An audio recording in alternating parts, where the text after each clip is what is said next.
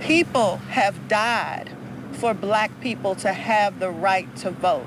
With less than 50 days to go until the 2020 general election, a coalition of local organizations is pushing to make sure Black voters have a voice. We have got to make sure that Black voters are informed and engaged and they turn out to vote.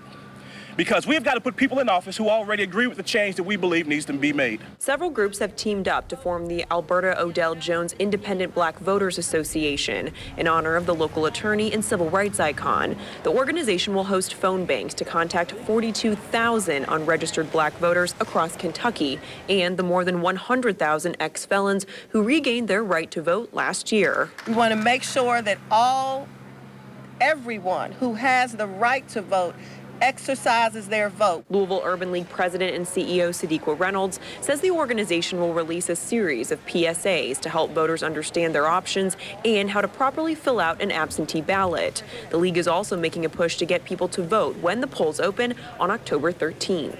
We're going to celebrate that first day of voting as if it is the last day of voting. We want a crowd. Earlier this week, the county clerk announced there will be 8 polling locations across Jefferson County, including the Kentucky Center for African American Heritage here in the Russell neighborhood. Reynolds says she believes that will be enough if the coalition is successful. I think if we do what we're supposed to do as a community, we will not see people at 5:59 banging on the doors of any polling location, because the point is to say to folks, let's go vote early. She's also pushing state leaders to spend money to recruit nonpartisan people who can educate voters face to face. Everybody doesn't have access to internet. You have to meet your community where they are. Denny Camper, WLKY.